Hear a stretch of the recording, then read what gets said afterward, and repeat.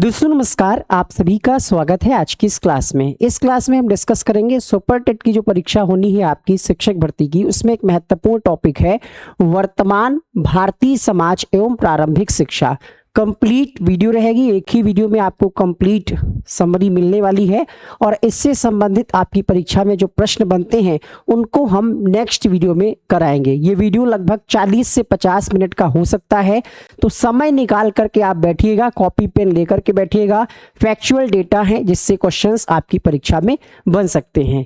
आप सभी का स्वागत है आज की इस क्लास में। फटाफट से आप लोग कॉपी पेन लेकर के बैठ जाइए और थोड़ा सा हम 2 मिनट में आपको दिखा दें कि आज की इस क्लास में आप क्या पढ़ने वाले हैं। शुरुआत करेंगे हम एजुकेशन से। शिक्षा क्या है, शिक्षा की व्युत्पत्ति कहाँ से हुई, शिक्षा का उद्देश्य क्या है, शिक्षा और समाज का संबंध क्या है, विद्यालय और समुदाय का सहजीवन किस तरीके से शिक्षा को प्रभावित करता है। इसके अलावा गांधी जी का जो 3H सूत्र है उसको हम पढ़ेंगे। प्राचीन एवं मध्यकालीन में शिक्षा का क्या स्वरूप था, भारतीय शिक्षा की ऐतिहासिक पृष्ठभूमि क्या है। इसके अलावा जो आदर्शवाद, प्रकृतिवाद, प्रयोजनवाद है, ये क्या अपना अपना विचार प्रस्तुत करते हैं, जिसमें प्लेटो हैं, रूसो हैं, जॉन डीवी हैं। भारतीय विचारकों में आपके स्वामी विवेकानंद, महात्मा गांधी जी, इनके क्या कुछ विचार हैं शिक्षा के बारे में, इनको हम समझेंगे। रूसो जो कि प्रकृतिवाद से संबंधित हैं, उनके बारे में समझेंगे। प्लेटो, जॉन डीवी, इनके विचारों के बाद हम यहाँ पर आपको बहुत ही इंपॉर्टेंट जो है टॉपिक कराने वाले हैं, जिसमें हम पूरा समझेंगे कि बुनियादी शिक्षा विश्वविद्यालय आयोग, कोठारी आयोग की क्या भूमिका है। यहाँ पर कुछ बुक्स हैं उनको भी हम समझेंगे और फिर यहाँ पर हम भारत में शिक्षा का विकास किस तरीके से हुआ पूरा क्रमवार समझेंगे, 1835 से लगा करके और सन 2000 तक पूरा ये समझेंगे। इसमें सर्व शिक्षा अभियान है, नई शिक्षा नीति है, ठीक है, वुड का जो डिस्पैच था वो क्या है, मैकाले क्या है, राधा कृष्णन आयोग का क्या यहाँ पर योगदान रहा। कंप्लीट वीडियो आपको मिलेगा और इसी तरीके से अगर आपको सीक्वेंस में अकॉर्डिंग टू सिलेबस तैयारी करनी है तो आप हमारे बैच से जुड़ जाइएगा। यूट्यूब पर आपको जो क्लासेस दी जा रही हैं वो आपको निःशुल्क दी जा रही हैं, लेकिन अगर आपको व्यवस्थित तरीके से सभी 14 विषयों की तैयारी करनी है तो हमारा संकल्प बैच जो है वो प्ले स्टोर में एप्लीकेशन है, वनडे एग्जाम स्टडी, वहां से आप डाउनलोड करेंगे और आपको सुपर टेट वाले पेड बैच में आपको संकल्प बैच मिल जाएगा। इसमें कंप्लीट 14 विषयों की तैयारी स्टार्ट हो चुकी है, तो देर ना करें, इस बैच से आप जुड़ जाएं। आइए सबसे पहले हम समझने का प्रयास करते हैं कि शिक्षा है क्या, है ना। कहने में तो बड़ा आसान लगता है कि आप कितने शिक्षित हैं, आप शिक्षित हैं या नहीं हैं। एजुकेशन, शिक्षा का मतलब इंग्लिश में जब हम बात करते हैं तो आप कहते हैं शिक्षा का मतलब क्या होता है, एजुकेशन। लेकिन एजुकेशन से सिर्फ काम नहीं चलने वाला, इसका व्यापक अर्थ क्या होगा ये हमें समझना जरूरी है ना। शिक्षा के माध्यम से क्या होता है, व्यक्ति में जो अंतर्निहित जो छुपी हुई योग्यताएं होती हैं उनको हम बाहर निकालते हैं। अगर हम इसकी शब्दावली पे जाएं तो यहाँ पर आप देखेंगे लैटिन भाषा के शब्दों से बना हुआ है ये, और लैटिन भाषा का शब्द कौन सा है, एडुकेटम। एडुकेटम का मतलब क्या होता है, शिक्षित करना, यहीं से निकल करके आया है शिक्षा। या फिर हम कहें एडुस्केयर, एडुस्केयर का मतलब क्या होता है, विकसित करना या निकालना, या एडुकेयर का मतलब होता है आगे बढ़ाना। तो प्रश्न आपसे यहीं से बन जाता है कि एजुकेशन जो है, शिक्षा, ये शिक्ष धातु से मिलकर के बना है। हिंदी में जब आप पढ़ते हैं या संस्कृत में जब आपसे क्वेश्चन बनता है तो ध्यान रखिएगा, यहाँ पर ऐसे एक ऑप्शन मिलेगा, शिक्षा जो है ये कहाँ से निकल करके किस शब्द से बन करके आया है, तो ये शिक्ष धातु है, ठीक है। संस्कृत भाषा का शिक्ष धातु में जब हम आ लगा देते हैं, आ क्या लगाते हैं, आ लगाते हैं यहाँ पर प्रत्यय, तो ये हो जाता है शिक्षा, ठीक है। एजुकेशन का मतलब क्या है, एजुकेशन का मतलब क्या है, शिक्षित करना, यहाँ पर आपने समझा, विकसित करना, आगे बढ़ाना, यानी अंदर से बाहर की ओर सर्वांगीण विकास। हमने आपको बताया शिक्षा के माध्यम से व्यक्ति में अंतर्निहित जो क्षमताएं होती हैं उनको हम बाहर निकालते हैं। अब शिक्षा के प्रकार की हम जब बात करते हैं, कितने प्रकार की शिक्षा हो सकती है, तो औपचारिक शिक्षा, अनौपचारिक शिक्षा और यहाँ पर दूरस्थ शिक्षा, जिसको हम डिस्टेंस लर्निंग कहते हैं, जिसमें आप घर बैठ करके बहुत सारे डिग्री, बहुत सारे कोर्सेज कर सकते हैं, ऑनलाइन के माध्यम से भी अब हो गया है। और दूरस्थ शिक्षा जैसे इग्नू से बहुत सारे लोग क्या है डिग्रियां ले लेते हैं, घर पर बैठ करके पढ़ाई कर लेते हैं बुक्स से, और परीक्षा के टाइम परीक्षा दे आते हैं, रिजल्ट आ जाता है। तो ये दूरस्थ शिक्षा है। औपचारिक शिक्षा यानी फॉर्मल एजुकेशन क्या होता है, इसमें निश्चित एक सिलेबस होता है, पाठ्यक्रम होता है, ठीक है, शिक्षक के माध्यम से या सोर्सेज के माध्यम से आपको पढ़ना होता है, ठीक है। जैसा कि आपने पिछले वीडियो में पढ़ा था कि शिक्षण क्या है, त्रिमुखी प्रक्रिया है, जिसमें छात्र होता है, शिक्षक होता है और पाठ्यक्रम होता है, ठीक है। उसी तरीके से आप यहाँ पे समझेंगे औपचारिक यानी फॉर्मल का मतलब क्या है, एक निश्चित स्थान पर बैठ करके आप शिक्षण ग्रहण मतलब शिक्षा ग्रहण कर रहे होते हैं, आपको कोई सिखाने वाला बताने वाला होता है, और एक पाठ्यक्रम होता है, पाठ्यक्रम पूरा किया जाता है और साथ साथ उसमें मापन और मूल्यांकन भी होता है। वीकली टेस्ट होते हैं, हाफ ईयरली एग्जाम होते हैं, ईयरली एग्जाम होते हैं और लास्ट में आपका एक रिजल्ट भी बन करके आता है। ये है औपचारिक शिक्षा, जिसको हम क्या कहते हैं, फॉर्मल एजुकेशन। इनफॉर्मल में क्या हो जाएगा, अनौपचारिक है। कहीं भी आप किसी भी हालत में, आप वॉशरूम में भी कुछ सीख रहे हैं, आप मार्केट में कुछ सब्जी लेने जा रहे हैं, वहां पर भी आप कुछ खरीद रहे हैं, किराने की दुकान पे आप गए हैं, वहां पर भी आप जोड़ घटाव की प्रक्रिया या दैनिक अनुभव को सीख रहे हैं। दूध वाला दूध लेकर के आता है, वो भी आपको 2-4 बातें सिखा जाता है। नाई की दुकान पे, आप बार्बर की दुकान पे जब आप जाते हैं बाल कटवाने, तो वो भी कुछ ना कुछ ज्ञान दे देता है। ये क्या है, इसका कोई फिक्स सिलेबस नहीं है, ना इसमें कोई मूल्यांकन होता है, ना कोई सिलेबस है, ना कोई फिक्स स्थान है। आप जा रहे हैं रास्ते में, आप कहीं ट्रिप पे जा रहे हैं, घूमने जा रहे हैं, वहां से आपने कुछ सीख लिया, ट्रेन में जा रहे हैं, वहां पर लोग मिल जाते हैं, कुछ ना कुछ ज्ञान की बातें आपको बताया करते हैं, बिना सिलेबस के, बिना मूल्यांकन के। उम्मीद करते हैं ये आपने समझ लिया होगा कि आखिर है क्या, है ना। शब्द अगर आपसे पूछ ले तो एडुकेटम, एजुस्केयर और एडुकेयर, आप ये ध्यान रखिएगा। इनका मतलब क्या होता है, तो ट्रेन एक्ट ऑफ टीचिंग यानी अंदर से बाहर की ओर सर्वांगीण विकास होता है ना। शिक्षा के प्रकार को भी आपने समझ लिया है, ठीक है। यहां पर अगर हम बात करें कैसे ये बना है, एडुको, ई मतलब यहां पर अंदर से, डुको मतलब आगे बढ़ना है, यानी यहां पर ओवरऑल हम कह सकते हैं जन्मजात शक्तियों का सर्वांगीण विकास होता है। एडुकेयर का मतलब हमने आपको पहले ही बता दिया है, आगे बढ़ाना या बाहर निकालना। एडुस्केयर जो है विकसित करना या निकालना। किस भाषा का यह शब्द है, तो ध्यान रखिएगा लैटिन भाषा का शब्द है। एक यहां पर स्टेटमेंट दिया गया है कि शिक्षा कोई बाहरी आरोपण नहीं है। क्या है, बाहरी आरोपण नहीं है, ये अंतर्निहित क्षमताएं होती हैं, यानी बल्कि यह बालक के भीतर स्वाभाविक रूप से एक नेचुरल प्रक्रिया होती है, विकास की एक निरंतर चलने वाली प्रक्रिया होती है। तो ये आप समझ गए होंगे, आपको समझ में आ गया होगा कि शिक्षा शब्द कहां से आया, लैटिन भाषा के शब्द से आया, उसका मतलब क्या है। 3 प्रकार की शिक्षा, फॉर्मल, इनफॉर्मल और डिस्टेंस वाली लर्निंग, ये 3 प्रकार की शिक्षा है। अब शिक्षा और समाज में कैसा संबंध है, और हाँ कुछ और बातें हैं जो आपको जानना जरूरी है। जैसे आपसे प्रश्न बनता है कि शिक्षा का उद्देश्य क्या है ना, शिक्षा का उद्देश्य क्या है, क्योंकि कुछ ना कुछ उद्देश्य होता है ना। तो शिक्षा का उद्देश्य में आप लिख सकते हैं सर्वांगीण विकास करना। सर्वांगीण विकास का मतलब हो गया सभी पक्षों का विकास करना।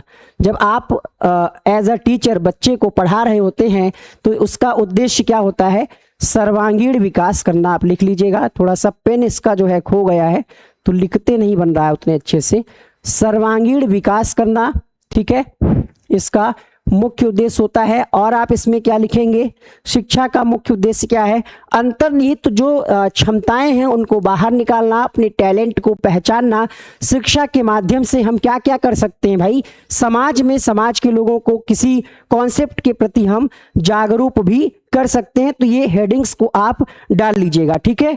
आप बात करते हैं यहाँ पर सर्वांगीण विकास हो गया, नागरिकता का विकास इसी के माध्यम से हो सकता है। इसके अलावा कह सकते हैं नियंत्रित किया जा सकता है, चीजों को संवर्धन किया जा सकता है, शिक्षित किया जा सकता है और प्रशिक्षित किया जा सकता है। ये कुछ प्रमुख उद्देश्य होते हैं शिक्षा के। अब यहाँ पर हम बात करने वाले हैं शिक्षा की परिस्थितियां क्या हैं। तो हमने आपको बताया औपचारिक शिक्षा में निश्चित समय, स्थान और पाठ्यक्रम। कहाँ से आप ये ले सकते हैं, तो विद्यालय, कॉलेज या विश्वविद्यालय के द्वारा अनौपचारिक में जीवन पर्यंत चलने वाली प्रक्रिया, कोई प्रयास नहीं, आकस्मिक अचानक से कोई आपको ज्ञान देकर के चला जाता है। घर के सदस्य, समाज और वातावरण से। दूरस्थ मतलब पत्राचार के माध्यम से, ठीक है, ये सबसे आसान होता है, घर बैठ करके आप पढ़ सकते हैं। अब यहाँ पर शिक्षा और समाज का संबंध क्या है समझिएगा। शिक्षा और समाज के बीच में विद्यालय जो है ये बीच की कड़ी का काम करता है, और यहाँ पर मूल्य शिक्षा भी आप पढ़ेंगे। यहाँ पर आपके सिलेबस में मूल्यों का भी जिक्र है, मूल्यों से भी क्वेश्चंस आता है। एनसीईआरटी ने 83 नैतिक, सामाजिक और आध्यात्मिक मूल्यों की सूची दी है। विद्यालय क्या होता है? विद्यालय में बच्चे का कह सकते हैं शिक्षा ग्रहण करने के लिए बच्चा विद्यालय जाता है। और विद्यालय क्या है? समाज का लघु रूप माना जाता है। सांस्कृतिक विरासत का हस्तांतरण भी यहीं से होता है। बच्चे को संस्कृति के बारे में, नैतिकता का पाठ, मतलब नैतिकता में सही क्या है, गलत क्या है, सामाजिक विकास, शारीरिक विकास, ये सब चीजें जो है कहीं ना कहीं होती। शारीरिक विकास में तो आनुवांशिकता, वातावरण का योगदान होता है, लेकिन जब बात आती है सामाजिक विकास में तो विद्यालय जो है, परिवार के बाद जो है विद्यालय की ही भूमिका होती है। यहां से एक प्रश्न बनता है कि बच्चे के सामाजिकरण में प्राथमिक भूमिका किसकी होती है? परिवार की। द्वितीयक भूमिका किसकी होती है? विद्यालय की या पास पड़ोस के लोगों की। यह भी ध्यान रखिएगा। समुदाय यानी कम्युनिटी, यानी आसपास के जो लोग होते हैं उन्हीं को हम कहते हैं। विद्यालय का सामुदायिक केंद्र के रूप में उपयोग, सामाजिक परिवर्तन का अभिकरण, यानी विद्यालय जो है उसका उपयोग हम कैसे कर सकते हैं? सामुदायिक केंद्र के रूप में, क्योंकि विद्यालय के माध्यम से ही लोग क्या है, शिक्षित होते हैं और अपने उद्देश्य को प्राप्त करते हैं। विद्यालय और समुदाय का सहजीवन क्या है? विद्यालय समाज का लघु रूप है। सांस्कृतिक, ये सब चीजें आपको हम बता ही चुके हैं। आगे बढ़ेंगे। यहां पर एक काम की परिभाषा है, ये आप नोट कर सकते हैं। विद्यालय एक ऐसा विशिष्ट वातावरण है जहां जीवन के कुछ गुणों को बालकों को सौंपने के लिए चुना जाता है। ये जॉन डीवी का कहना है। फिर से पढ़िएगा। विद्यालय क्या है? एक ऐसा विशिष्ट वातावरण है। जॉन डीवी ने कहा कि विद्यालय एक ऐसा विशिष्ट वातावरण है जहां पर बच्चों को छोड़ दिया जाता है कुछ समय के लिए, जीवन के कुछ गुणों को सीखने के लिए यहां पर छोड़ दिया जाता है। जॉन डीवी का यह कहना है। अब यहां पर सामाजिक परिवर्तन के उत्प्रेरक के रूप में शिक्षा का क्या योगदान है? देखिए, इनपुट का मतलब क्या होता है? जैसे एक नॉर्मल बच्चा है या कोई व्यक्ति है, ठीक है, उसकी कुछ सामाजिक आवश्यकताएं हैं, ठीक है, उसमें क्या होता है? परिवर्तनशील सामाजिक मूल्य आ गए, तकनीकी नवाचार आ गया, आर्थिक आवश्यकताएं आ गई। फिर शिक्षा की प्रक्रिया के माध्यम से, शिक्षा क्या एक शक्तिशाली साधन है जिसके माध्यम से नए विचारों और वैज्ञानिक दृष्टिकोण का विकास हुआ। आउटपुट में क्या मिला?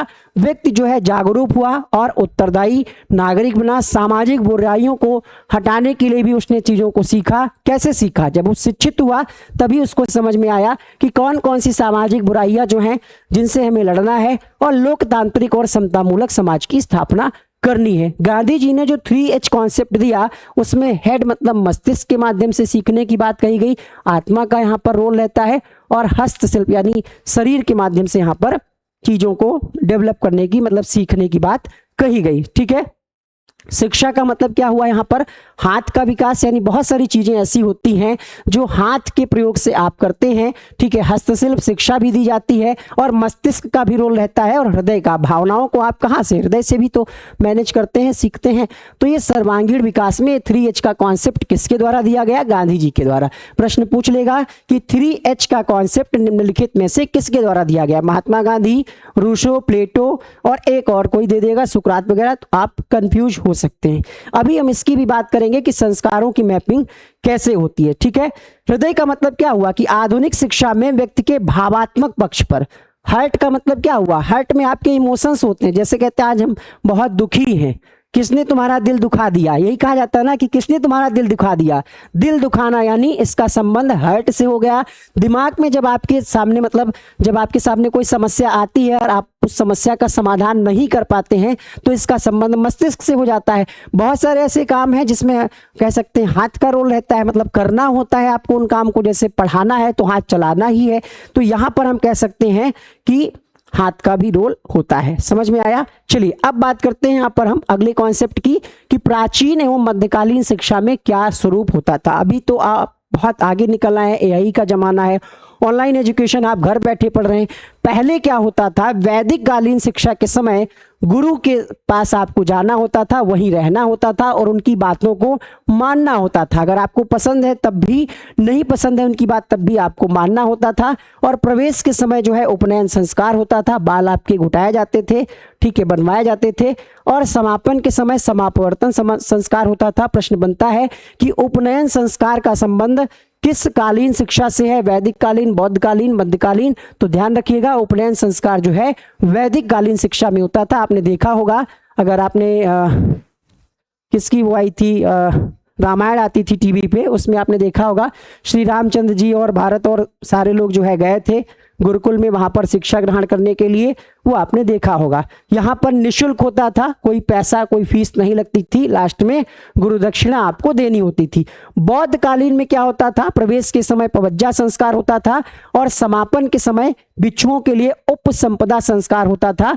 और यहाँ पर जन भाषा जो है पाली हुआ करती थी। मध्यकालीन की बात करें तो इसमें प्रवेश के समय बिस्मिल्लाह संस्कार होता था, 4 वर्ष 4 माह और 4 दिन का। मकतब यानी प्राथमिक शिक्षा से संबंधित, और मदरसा का संबंध उच्च शिक्षा से था, यानी उच्च शिक्षा अगर किसी को ग्रहण करनी है तो वो मदरसा जाता था। प्राथमिक शिक्षा के लिए मकतब होते थे, जैसे अभी वर्तमान समय में नहीं कि 1 to 5 के लिए प्राइमरी स्कूल, 6 to 8 के लिए जूनियर स्कूल, फिर इंटर कॉलेज, फिर डिग्री कॉलेज। उस समय क्या था, प्राथमिक शिक्षा के लिए मकतब और उच्च शिक्षा के लिए मदरसा हुआ करते थे। ये मध्यकालीन की बात है, ये बौद्धकालीन की बात है। और वैदिक कालीन में तो आप जानते हैं गुरु के मतलब साथ में रह करके सीखना होता था। इसको आप दूसरे शब्दों में भी समझ सकते हैं कि ये गुरुकुल प्रणाली होती थी, ठीक है। उपनयन संस्कार हमने आपको बता दिया, गुरु जो के हैं लेक्चर दिया करते थे और बच्चे जो हैं मतलब जो विद्यार्थी हैं वो चुपचाप सुना करते थे। तो ये एक तरीके से श्रवण सुनने पर आधारित था, मनन और चिंतन पर आधारित ये शिक्षा प्रणाली हुआ करती थी। बौद्धकालीन शिक्षा की बात करें तो ये मठ और विहार के लिए मतलब मठों में इसकी शिक्षा दी जाती थी, जनभाषा पाली का प्रयोग किया जाता था और स्त्री शिक्षा को भी यहाँ पर प्रोत्साहित किया गया था। इसमें धार्मिक शिक्षा के साथ साथ शिल्प कला को भी आगे प्रमोट किया गया, जिसमें कढ़ाई, कताई, बुनाई, इन सब का प्रयोग किया जाता था। ब्रिटिश कालीन शिक्षा जब आती है तो इसमें मैकाले की शिक्षा नीति, यूरोपीय साहित्य और विज्ञान का प्रचार प्रसार होता है और यहाँ पर अंग्रेजी भाषा का माध्यम यानी अंग्रेजी भाषा को भी प्रमोट करने की बात कही जाती है। अंग्रेजी भाषा की लड़ाई इतनी आसान नहीं थी, काफ़ी इसमें मतलब चीज़ें आई, काफ़ी विरोध भी हुआ, लेकिन अभी जो है अंग्रेजी भाषा हम लोग मतलब एक अच्छे तरीके से अंग्रेजी भाषा में मतलब उसके बिना काम ही नहीं होना, ऐसे आप समझ सकते हैं, ठीक है। अब यहाँ पर कुछ विचारधाराएं हैं शिक्षा के संदर्भ में, जैसे आदर्शवाद। यहाँ पर तुलना के आधार क्या है, मूल तत्व के आधार पर जब आप देखेंगे आदर्शवाद क्या मानते हैं, आदर्शवाद को मानने वाले क्या मानते हैं कि विचार और आत्मा ही सत्य है। अब ये आपको नोट्स बनाना चाहिए मुझे लगता है, क्योंकि यहाँ से प्रश्न बनेगा। शिक्षा का उद्देश्य की अगर बात करें तो आदर्शवाद के अनुसार शिक्षा का उद्देश्य क्या है, आत्मानुभूति और आध्यात्मिक विकास। और इसमें क्या होता था, प्रश्नोत्तर, संवाद और वाद विवाद। शिक्षण विधि यानी किस तरीके से शिक्षा दी जाती थी, तो प्रश्नोत्तर, संवाद और वाद विवाद के माध्यम से। अनुशासन की जब हम बात करते हैं तो यहाँ पर प्रभावात्मक अनुशासन हुआ करता था। प्रकृतिवाद की बात करें तो इनका मूल तत्व क्या था, पदार्थ और भौतिक जगत, ठीक है। और इनका शिक्षा का उद्देश्य क्या था, आत्म अभिव्यक्ति और मूल प्रवृत्तियों का शोधन। यहाँ पर शिक्षण विधि क्या होती थी, प्रकृतिवाद में करके सीखना, खेल विधि और अनुभवों के आधार पर सीखना। अनुशासन क्या कहता था यहाँ पर, मतलब अनुशासन के अंतर्गत क्या होता था, प्राकृतिक परिणामों द्वारा अनुशासन तय होता था। प्रयोजनवाद क्या मानते थे कि सत्य परिवर्तनशील है और उपयोगिता पर आधारित है। सामाजिक कुशलता और नए मूल्यों का निर्माण इसके अंतर्गत, यानी प्रयोजनवाद का उद्देश्य क्या था कि सामाजिक कुशलता और नए मूल्यों का निर्माण करना। यहाँ पर जो है प्रयोजनवाद में प्रोजेक्ट विधि का प्रयोग किया जाने लगा और समस्या समाधान का भी प्रयोग किया जाने लगा। सामाजिक अनुशासन जो है यहाँ पर समाज पर आधारित होता था। समय पता है आपको क्या हुआ है, रात के 12:15 हुए हैं, ये आप टाइम देख सकते हैं और ये रात की क्लास रिकॉर्ड की जा रही है। जब सोचिए हम लोग आपके लिए इतनी मेहनत कर सकते हैं तो आप क्यों नहीं, 12 बजे तक तो आप टाइम निकाल ही सकते हैं ना। रात में सारे काम होने के बाद 10 से 12 मोबाइल में फ्लाइट मोड लगाइए या फिर कुछ ऐसा करिए, रात में आप हाय हेलो मैसेज इन सब चीज़ों से दूर रहिए, सारे नोटिफिकेशन ऑफ करके 2 से 3 घंटे डेली पढ़ाई करिए, ठीक है, ठीक है। चलिए बात करते हैं यहाँ पर आदर्शवाद के जो प्रवर्तक कौन थे, कौन कौन लोग इसके समर्थक थे, तो सुकरात और प्लेटो मूल तत्व तो हमने आपको बता दिया। यहाँ पर इनका जो है विचार सत्यता पर आधारित था, सत्यम शिवम सुंदरम। यहाँ पर जो है आदर्शवाद में शिक्षक का स्थान सर्वोपरि था, अनुशासन जो है कठोर हुआ करता था। प्रकृतिवाद के प्रतिपादक या प्रवर्तक में आपके रूसो थे, ये भौतिक प्रकृति को ही सत्य मानते थे। शिक्षा जो है बाल केंद्रित होती थी, शिक्षक केवल रास्ता दिखाने का काम करता था, और अनुशासन जो है ये प्रकृति द्वारा निर्धारित था।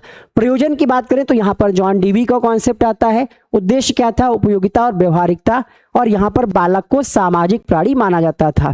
आगे बात करेंगे यहाँ पर हम कुछ भारतीय विचारक हैं जैसे स्वामी विवेकानंद। इनका क्या मानना था? मित्रवत जो है ये मानते थे, शिक्षक और छात्र के बीच संबंध कैसा होना चाहिए? मित्रवत होना चाहिए।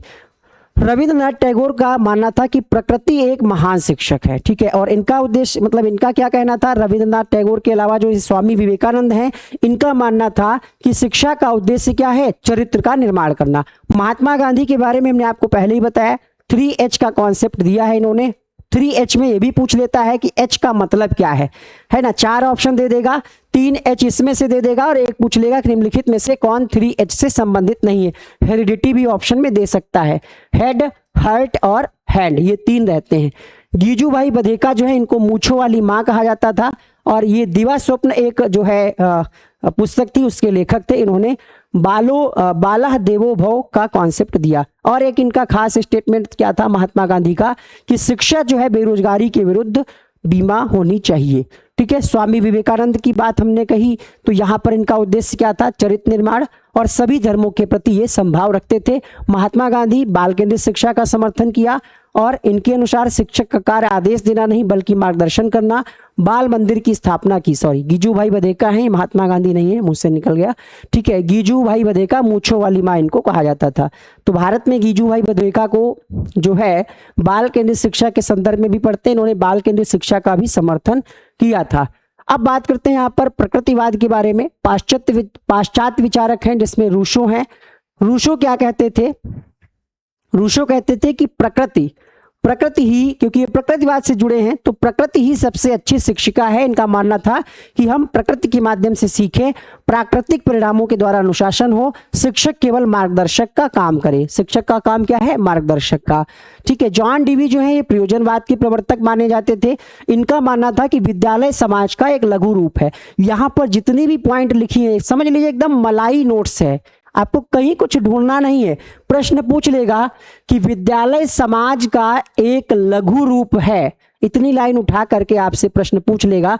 पढ़ने में आपको अभी आसान लग रहा है कि अरे ये तो नॉर्मल बात है, जब ऑप्शन आएंगे ना आप कंफ्यूज हो जाओगे। पूछेगा कि विद्यालय समाज का एक लघु रूप है, ये कथन किसका है, या इसके समर्थक कौन है, या इस बात को मानने वाले कौन है? जॉन डीवी है, रूसो हैं, प्लेटो हैं, सुकरात हैं। ध्यान रखिएगा, जॉन डीवी का ये मानना है कि विद्यालय समाज का एक लघु रूप है, ठीक है। इनका कहना था कि शिक्षा कोई पूर्व निश्चित लक्ष्य नहीं बल्कि सामाजिक कुशलता उत्पन्न करने की प्रक्रिया है, और इन्होंने समस्या समाधान और वैज्ञानिक विधि को प्रमोट करने का काम किया है। अभी देखिए हम थोड़ा सा, हमको लग रहा है कि हम जल्दी जल्दी रिकॉर्ड करने के चक्कर में, मतलब ज़्यादा लेंथी ये लेक्चर ना हो, इसलिए जल्दी जल्दी कर रहे हैं। इस क्लास को हम एप्लीकेशन पर, जो लोग बैच ले रखे हैं उनको बहुत ही और डिटेल आराम से पूरी क्लास को हम इसको 2 या 3 पार्ट में और अच्छे से कराने वाले हैं, तो वो लोग परेशान ना होइएगा, और अच्छे से इसको हम डिस्क्राइब करने का प्रयास करेंगे। पाश्चात्य विचारक में यहाँ पर प्लेटो, प्रश्न बनता है कि द एकेडमी की स्थापना किसके द्वारा की गई? प्लेटो के द्वारा। रूसो की एक पुस्तक है द एमिल, ये भी प्रश्न पूछा गया है। द एमिल किसकी पुस्तक है? रूसो की है। जॉन डीवी जो है प्रगतिशील शिक्षा के प्रवर्तक माने जाते हैं। इनका कहना था कि विद्यालय समाज का लघु रूप है। फ्रोबेल जो है किंडरगार्टन यानी बालोद्यान विधि के जनक माने जाते हैं। बालक, यहाँ पर बालक की तुलना पौधे से की गई, जिस प्रकार से माली क्या करता है? पौधों को अच्छे से उनको लगाता है, खाना पानी मतलब पानी डालता है, और उसके लिए खाद, और उनके रोगों को भी देखता है, समय समय पर साफ सफाई भी करता है पेड़ों की। ठीक उसी तरीके से शिक्षक का काम क्या है? शिक्षक का भी काम वही है स्कूल के अंतर्गत जो माली का होता है उनके पौधों के लिए। मारिया मांटेसरी की बात करें तो ज्ञानेंद्रिय प्रशिक्षण पर इन्होंने जोर दिया था।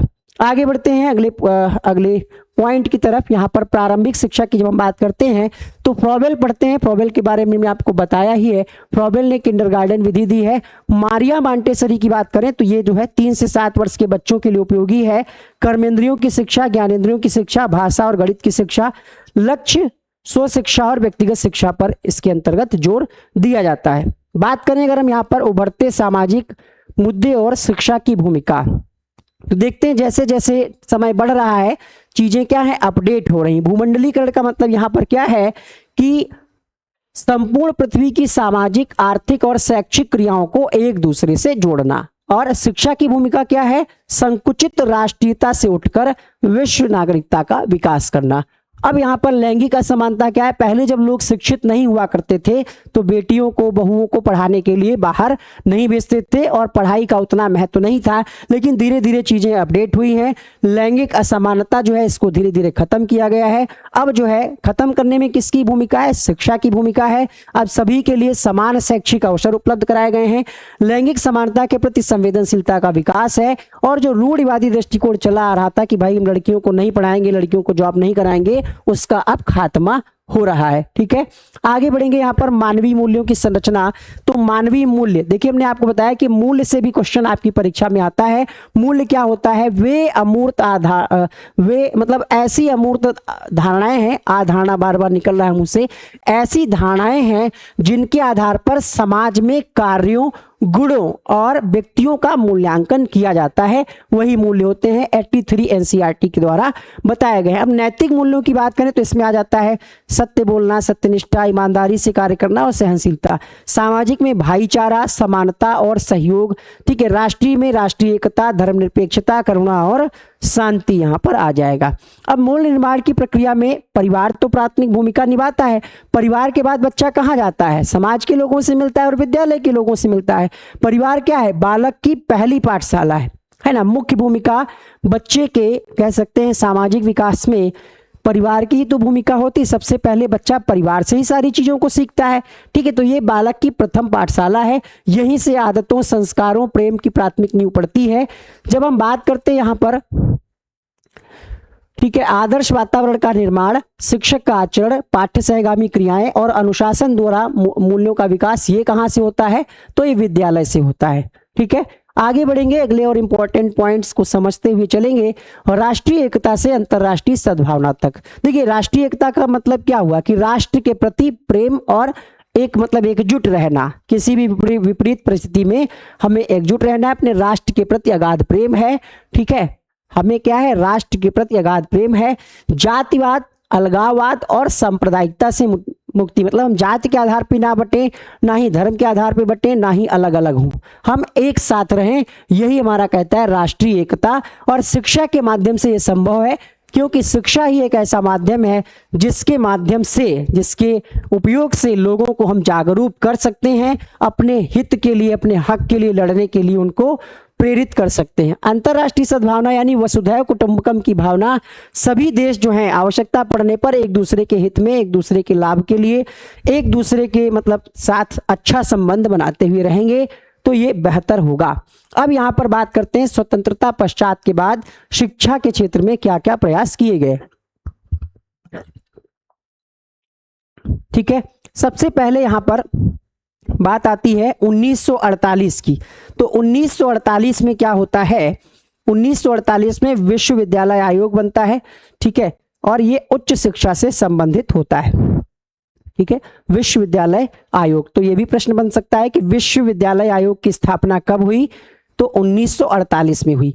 मुदालियर आयोग या माध्यमिक शिक्षा, इसकी स्थापना कब हुई, तो 1952 में हुई। ध्यान रखिएगा। यशपाल समिति क्या कहती है, शिक्षा बिना बोझ के, जो आप एनसीएफ में पढ़ते हैं, एनसीएफ 2005 जो है यशपाल समिति की ही सिफारिश को लागू करता है 1968। ठीक है, 1968 जो है इसी से संबंधित है आपका कोठारी आयोग। और यहाँ पर नई शिक्षा नीति आ जाती है कब, 1986 में, जिसमें ऑपरेशन ब्लैक बोर्ड और बाल केंद्रित शिक्षा के महत्व को दिखाया जाता है। इसमें कुछ खास ऐसा इंपॉर्टेंट नहीं है, ये कुछ डेट्स हैं जिनको आप याद कर लीजिएगा, ईयर हैं। जैसे बुनियादी शिक्षा या वर्धा योजना, ये किसके द्वारा ये कॉन्सेप्ट दिया गया है, तो ये दिया गया है आपका महात्मा गांधी जी के द्वारा। महात्मा गांधी जी के द्वारा कॉन्सेप्ट दिया गया है। इसको नई तालीम भी कहा जाता है। 1948 में विश्वविद्यालय आयोग बना। कोठारी आयोग कब आया? 1964 में। पहली बार राष्ट्रीय शिक्षा नीति कब आई? 1968 में। फिर इसमें संशोधन हुआ, फिर ये आई 1986 में। यशपाल समिति ने अपनी रिपोर्ट कब सौंपी, यानी यशपाल समिति की स्थापना कब हुई? 1992 में। सर्व शिक्षा अभियान जो है ये कब शुरू हुआ? 2001 में। अब जैसे ये बुक्स हैं, the Republic, the Laws Apology, है ना, ये किसकी हैं? ये प्लेटो की पुस्तक है क्या? अभी अभी हमने आपको यहाँ पर याद कराया था। तो ये ट्रिक है याद करने की। इस ट्रिक में क्या कुछ कहा जा रहा है आप देख सकते हैं। चाहे तो आप इसका स्क्रीनशॉट भी ले लें, हम साइड में हो जाते हैं और आप लोग इसका स्क्रीनशॉट ले लीजिएगा, क्योंकि यहाँ से एक प्रश्न पूछा जा सकता है, कई बार पूछा भी गया है। प्रश्न बनता है कि द रिपब्लिक किसकी रचना है, या द रिपब्लिक जो है किसकी पुस्तक है? तो ये प्लेटो की है। लिखा है ना, पब्लिक की लाज माफी मांग कर प्लेटो ने बचा ली। ये तीनों ही रचनाएं किसकी हैं? प्लेटो की हैं। पब्लिक की लाज माफी मांग कर प्लेटो ने बचा ली। पब्लिक की लाज जो है क्या किया? प्लेटो ने माफी मांग लिया। माफी से आपको यहाँ पर ध्यान रखना है कि द लॉज जो है ये भी इन्हीं की है। द रिपब्लिक से यहाँ पर पब्लिक हो गया, ये भी इन्हीं की है। और अपोलोलॉजी मतलब कहते हैं माफी मांगने को, तो ये आपको ध्यान रखना है। अब यहाँ पर जो अभी हमने आपको शिक्षण विधियों के बारे में बताया था कि प्रोजेक्ट विधि के जनक कौन है? किलपैट्रिक हैं। किंडरगार्टन विधि के जनक कौन है? फ्रोबेल हैं। दीवा स्वप्न किसकी है? तो ये गीजूभाई बधेका की है। मदरसा किस स्तर की शिक्षा का केंद्र बिंदु था? उच्च स्तर की शिक्षा का केंद्र बिंदु मदरसा था, क्योंकि निम्न जो प्राथमिक शिक्षा थी उसमें क्या होता था? मकतब में होता था। ठीक है। अब यहाँ पर एक स्टेटमेंट है, प्रश्न बनता है कि ये स्टेटमेंट किस आयोग का है या किस रिपोर्ट का है? शिक्षा का उपयोग सामाजिक, आर्थिक और राजनीतिक परिवर्तन के एक शक्तिशाली उपकरण के रूप में किया जाता है। ये किसका कथन है? तो ये शिक्षा आयोग की रिपोर्ट के आधार पर ये बातें निकल करके सामने आई थी। अब बात करते हैं यहाँ पर भारत में शिक्षा का विकास कैसे हुआ। तो सबसे पहला जो चरण है वो यहाँ पर हम लेंगे 1835 से 1944 तक। ठीक है। इसमें अनुदान और माध्यम की बहस होती है। फिर यहाँ पर क्या है? नए राष्ट्र के स्तंभ शिक्षा का राष्ट्रीयकरण होता है, और फिर ये जमीनी स्तर पर शिक्षा की पहुंच होती है। 4 चरणों में विकास हुआ, तब हम लोग इस स्थान पर अभी पहुंचे हैं, जो हमारा कह सकते हैं अभी 5वां चरण चल रहा है। सबसे पहले 1835 में कौन सा आता है? आपसे प्रश्न पूछेगा कि मैकाले का विवरण पत्र किस वर्ष से संबंधित है? 4 ऑप्शन दे देगा, 18, 35, 36, 38। तो ध्यान रखिएगा, मैकाले का जो विवरण पत्र है कब आया? 1835 में आया। इसमें इसका उद्देश्य क्या था? तो इसका उद्देश्य था कि शिक्षा का माध्यम जो है अंग्रेजी बनाया जाए। मैकाले के विवरण पत्र में इस बात को जोर दिया गया। फिर हम बात करते हैं 1854 में आया वुड का आदेश पत्र। इसमें क्या कहा गया? इसमें कहा गया कि माध्यमिक जो विद्यालय हैं, माध्यमिक विद्यालयों में आर्थिक सहायता के लिए अनुदान प्रणाली का सुझाव दिया गया। प्रश्न ऐसे बनता है कि माध्यमिक विद्यालयों में अनुदान प्रणाली का सुझाव किस आयोग के द्वारा या किस आदेश पत्र के द्वारा दिया गया? ये ऑप्शन दे देगा, ये दे देगा, ये दे देगा, आप कंफ्यूज हो जाएगा। तो ध्यान रखना है 1854 में वुड का जो आदेश पत्र था उसी के माध्यम से अनुदान प्रणाली का ऐतिहासिक सुझाव दिया गया। फिर बात आती है हंटर आयोग की। ठीक है। सर विलियम हंटर की अध्यक्षता में यह बनता है 1882 में। इसमें फिर से कहा गया कि माध्यमिक विद्यालयों के लिए अनुदान प्रणाली का पुनः समर्थन किया गया। तो प्रश्न ऐसे पूछ ले कि किस आयोग के द्वारा, यहां पर पत्र है, किस आयोग के द्वारा जो आपका माध्यमिक विद्यालय थे उनके लिए अनुदान प्रणाली की मांग पुनः की गई? तो हंटर आयोग के द्वारा। उद्देश्य इसका क्या है? इसका उद्देश्य है कि प्रशासन के लिए अंग्रेजी शिक्षित वर्ग तैयार करना, शिक्षा के वित्तीय प्रबंध के लिए अनुदान मॉडल स्थापित करना, ये इसका निष्कर्ष निकला। अब बात करते हैं यहाँ पर 1902 से 1944 तक का। 1902 में आया कर्जन आयोग। इसका उद्देश्य क्या था? इंटरमीडिएट कक्षाएं तोड़ना और केवल मान्यता प्राप्त विद्यालयों को ही मैट्रिकुलेशन परीक्षा की अनुमति देना। बहुत सारे स्कूल्स थे, प्रमाणित थे, नहीं थे, मान्यता थी, नहीं थी। इसके लिए इस आयोग ने सिफारिश रखी कि जो एक्स्ट्रा हैं, जो फालतू हैं, जिनको अनुमति नहीं है, उनको तोड़ा जाए और केवल मान्यता प्राप्त विद्यालयों को ही मैट्रिकुलेशन परीक्षा की अनुमति दी जाए। सब जगह परीक्षा का आयोजन ना कराया जाए। फिर 1917 में आता है सैडलर आयोग। ये आपको बिल्कुल मतलब कह सकते हैं कि निचोड़ पढ़ाया जा रहा है। पढ़ने को तो कहानी एक सैडलर आयोग को अगर आप पढ़ेंगे तो 1-1 घंटा इसी पे निकल जाएगा। ये आपकी परीक्षा की दृष्टि से आपसे प्राथमिक स्तर की परीक्षा की दृष्टि से आपसे ईयर पूछेगा, उद्देश्य पूछेगा, पूछ लेगा कि सैडलर आयोग का क्या उद्देश्य था, है ना, या हार्टोंग आयोग, जैसे यहां से प्रश्न पिछली बार पूछा था कि जो फालतू के खर्चे होते हैं शिक्षा में उसको कम करने के लिए अपव्यय की, ऐसा कुछ क्वेश्चन था अपव्यय से संबंधित, किसने सुझाव दिया था, तो हार्टोंग समिति ने दिया था। ऐसे क्वेश्चन पिछली बार पूछा गया था। 1929-36 की बात करें तो इसमें हार्टोंग और वुड एबर्ट, इसमें क्या कहा गया कि माध्यमिक शिक्षा में व्यावसायिक विषयों को स्थान दिया जाए और भारतीय भाषाओं को शिक्षा का माध्यम बनाने का सुझाव दिया गया। सार्जेंट रिपोर्ट आई 1944 में, जिसमें कहा गया कि साहित्यिक के साथ साथ जो टेक्निकल चीजें हैं, प्राविधिक विद्यालयों की स्थापना भी की जाए। अब बात करते हैं ब्रिटिश काल में क्या था शिक्षा का माध्यम, अंग्रेजी पर जोर दिया गया 1835 में। और अभी स्वतंत्र भारत में हम लोग क्या है, त्रिभाषा सूत्र पढ़ते हैं, ठीक है, त्रिभाषा सूत्र अभी वर्तमान में प्रचलित है। बच्चे की अगर भाषा जो है मातृभाषा है तो पहले उसी भाषा में उसको ज्ञान शिक्षा दी जाए। इसका उद्देश्य क्या था कि क्लर्क और प्रशासनिक सहयोगियों का निर्माण और सीमित साक्षरता। अभी क्या है, सर्वांगीण चरित्र निर्माण और गुणवत्ता सुधार, राष्ट्रीय विकास पर जोर दिया जा रहा है। स्वतंत्र भारत में पहुंच क्या थी, यहाँ पर सीमित थी, लेकिन यहाँ पर सभी के लिए शिक्षा मुफ्त और अनिवार्य संकल्प ले लिया गया है। अभी के स्वतंत्र भारत की शिक्षा की बात करते हैं तो इसके 3 प्रमुख स्तंभ है। पहला है यहाँ पर राधा कृष्णन आयोग। इसका उद्देश्य क्या था कि जो विश्वविद्यालय हैं, प्रश्न आपसे बनता है कि राधा कृष्णन आयोग जो है, ये ईयर पूछ लेगा तो 1948। इसका सुझाव क्या था, तो जो विश्वविद्यालय हैं उसमें गुणात्मक सुधार के लिए इस आयोग ने कुछ पॉइंट्स दिए थे, कुछ रिपोर्ट में अपनी चीजें, कुछ सुझाव प्रस्तुत किए थे। ताराचंद समिति जो है, इसका क्या उद्देश्य था, 12 वर्षीय माध्यमिक शिक्षा और बहुउद्देशीय विद्यालयों की महत्वाकांक्षी योजनाओं का इन्होंने कॉन्सेप्ट रखा था। मुदालियर आयोग कब आया, तो 1992 में। इसमें जो है माध्यमिक शिक्षा की अभिवृद्धि और व्यापक सुधार हेतु दिशा निर्देश दिए गए। आगे हम बात करते हैं 1953 यूजीसी की स्थापना होती है, यानी विश्वविद्यालय अनुदान आयोग। इसमें क्या था, विद्यालयों को, यानी जो विश्वविद्यालय थे, जो यूनिवर्सिटीज थी, उनको वित्तीय सहायता देकर के उनका स्तर उठाने का काम यूजीसी के द्वारा किया गया। अभी यूजीसी का एक बिल भी आया था, उसका काफी विरोध हुआ। 1955 में क्या होता है, ठीक है, AICTE, ये किसके लिए, प्राविधिक शिक्षा की मांग चल रही थी, टेक्निकल वाली, तो उसको भी माना गया और प्राविधिक शिक्षा के विकास के लिए एक जो है परिषद की स्थापना हुई, जिसका नाम है अखिल भारतीय प्राविधिक शिक्षा परिषद।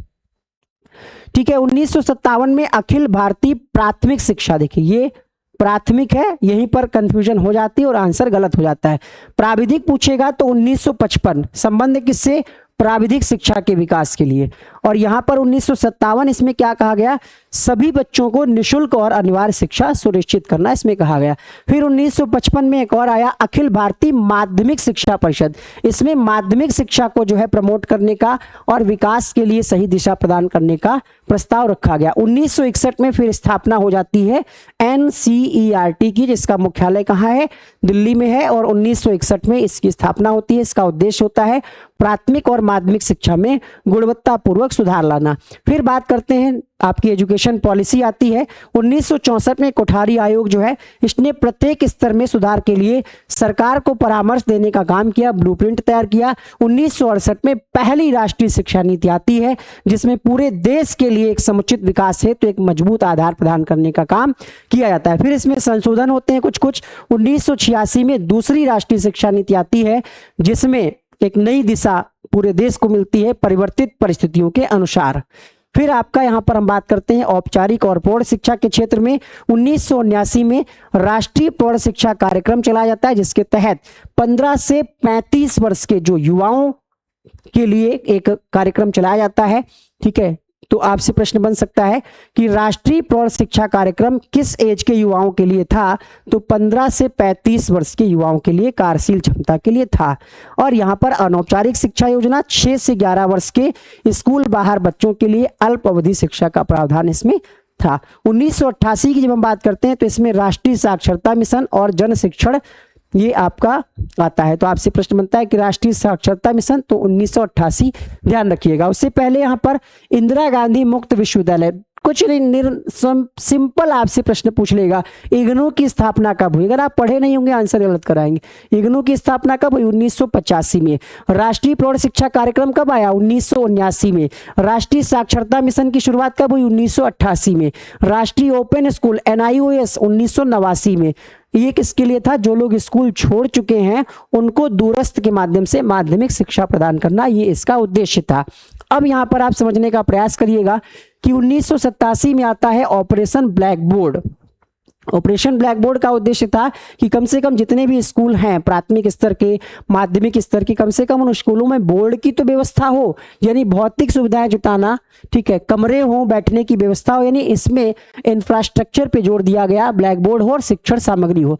तो प्रश्न बन सकता है कि ऑपरेशन ब्लैक बोर्ड का संबंध किससे है? इसका उद्देश्य था प्राथमिक विद्यालयों में न्यूनतम भौतिक सुविधाएं जुटाना। यशपाल समिति का उद्देश्य क्या था?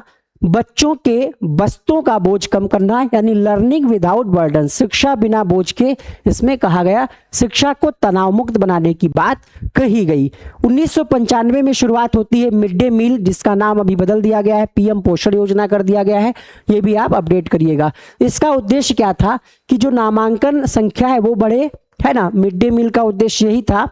और 1995 में राष्ट्रीय शिक्षक शिक्षा परिषद, ये देश में शिक्षक शिक्षा की प्रभावी व्यवस्था को सुनिश्चित करने का काम करती है। ये जो योजनाएं थी, मिड डे मील हो गया, बच्चों को जूता मोजा सब दिया था, इसका उद्देश्य क्या था? सिर्फ नामांकन बढ़ाना ही नहीं, बल्कि उनको स्कूलों में रोके रखना कि किसी बहाने से वो रुकें और पढ़ें, ताकि शिक्षा, हमारा देश जो है उसमें शिक्षित लोगों की संख्या बढ़े।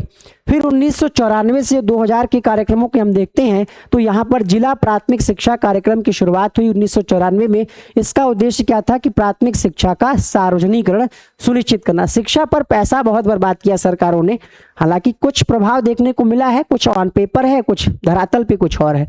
1999 में आती है शिक्षा गारंटी स्कीम, जिसमें प्राथमिक विद्यालयों से अनाच्छादित सभी गांवों में पंचायतों के द्वारा विद्यालय खोलने की बात कही गई। सर्व शिक्षा अभियान, सुभाष चंद्र बोस साक्षरता मिशन और नया मिलेनियम पाठ्यक्रम, ये 2000 में आया। सर्व शिक्षा अभियान का मतलब क्या हुआ कि आपने देखा होगा बहुत तेजी से ऐड चला था, सुबह सुबह ऐड आता था रेडियो पर, स्कूल चले हम, स्कूल चले हम, कुछ आता था, अच्छे से नहीं याद है, ठीक है। तो यहाँ पर क्या था? स्कूलों से बाहर सभी बच्चों को प्राथमिक विद्यालयों में नामांकित करना। सुभाष चंद्र बोस साक्षरता मिशन का क्या उद्देश्य था?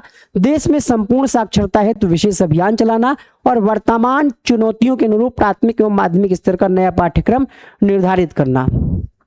पूरा यहाँ पर समराइज करते हैं, प्राथमिक शिक्षा की बात करते हैं तो 1957 में एक सोच बनी कि अनिवार्य शिक्षा दी जाए। 1987 में आया ब्लैक बोर्ड, जहाँ पर सुविधाओं की बात कही गई। 2000 में ये कहा गया कि भैया सर्व शिक्षा अभियान, यानी सबको शिक्षित किया जाए। फिर माध्यमिक शिक्षा में 1854 में वुड का आदेश आया। फिर मुदालियर आयोग कब आया? 1952 में। 1989 में ओपन स्कूल, उच्च और प्राविधिक शिक्षा के क्षेत्र में 1835 में अंग्रेजी माध्यम को जोड़ दिया गया। 1948 में गुणवत्ता पर जोर दिया गया, राधाकृष्णन आयोग। यूजीसी की स्थापना 1953, जिसमें वित्तीय स्वायत्तता को जोड़ दिया गया। निष्कर्ष क्या निकला? निष्कर्ष ये निकला कि जो 1835 में मैकाले का जो पत्र था, वहां से यात्रा शुरू हुई, केवल मुट्ठी भर लोगों को अंग्रेजी सिखाने और प्रशासन चलाने तक सीमित थी, लेकिन 2000 तक सर्व शिक्षा अभियान और नए मिलेनियम पाठ्यक्रम के साथ भारत के हर गांव तक शिक्षा व्यवस्था पहुंची है। और 165 वर्षों की यात्रा केवल आयोगों और नीतियों का दस्तावेज नहीं है, बल्कि यह एक परतंत्र देश के आत्मनिर्भर साक्षर राष्ट्र बनने की गौरवशाली कहानी है। आपने कहाँ से शुरुआत की थी? गुरुकुल प्रणाली से। हमने आपको क्या बताया कि वहां पर गुरु के पास आप जाते थे पढ़ने, उस समय के बच्चे, और फिर क्या है, चुपचाप लेक्चर सुनते थे और चले आते थे। वहीं उनको रहना होता था, आश्रम में ही रहना होता था। और अभी हम कहाँ, घर बैठे शिक्षा ले रहे हैं। तो है ना कुछ इंटरेस्टिंग। लोकतांत्रिक दृष्टिकोण क्या कहता है कि जनता का जनता के द्वारा शासन, जैसे आप पढ़ते हैं ना, उसी तरीके से यहाँ पर भी क्या है, जीवन शैली में खुद को ढाल लेना है। और यहाँ पर आपका ये क्लास जहाँ तक मुझे लगता है कंप्लीट होता है। कोई डाउट हो, कुछ हो तो पूछिएगा। हमने सोचा था कि इसको 1-1.5 घंटे में कराएंगे, फिलहाल शॉर्ट में हो गया है। और कुछ कमी लगी हो तो जरूर बताइएगा। हमको लग रहा है कि कुछ तो कमी रह गई है, हमने समझाने का तो पूरा प्रयास किया, फिर भी अंदर से कभी कभी लगने लगता है कि कुछ तो कमी रह गई, शायद हमने तेजी से चीज़ों को एक्सप्लेन कर दिया है या कुछ चीज़ों को नहीं एक्सप्लेन किया है। बताइएगा, इस क्लास को हम दोबारा से और अच्छे से 2 पार्ट में हम समझाने का प्रयास करेंगे। इस पे जो कंटेंट यूज किया गया है वो डीएलएड और बीटीसी की किताबों को और एनसीटी के आधार पे ही चीज़ों को ऐड किया गया है, तो इस पे आप भरोसा कर सकते हैं, डेटा सारा सही है। और हम तो कहेंगे कि इस बैच से जुड़ जाइए, हमें आर्थिक रूप से भी सपोर्ट होगा और कहीं ना कहीं आपके लिए हम बेहतर कंटेंट दे पाएंगे। बहुत ज़्यादा इतनी फीस नहीं रखी कि आप अफोर्ड ना कर पाएँ, ठीक है। 2 महीने का आप रिचार्ज जितना कराते हैं 2-3 महीने का उतनी ही फीस रखी गई है। तो ज्वाइन करिएगा संकल्प बैच। किसी भी प्रकार की कोई समस्या है तो आप हमसे कमेंट बॉक्स में पूछ सकते हैं। व्हाट्सएप नंबर है, बैच से संबंधित कोई जानकारी करनी हो तो पूछ सकते हैं। इसके अगले वीडियो में हम इससे संबंधित क्वेश्चंस भी आपको कराने वाले हैं। तो मिलते हैं अगली क्लास में, तब तक के लिए जय हिंद, वंदे मातरम, थैंक यू।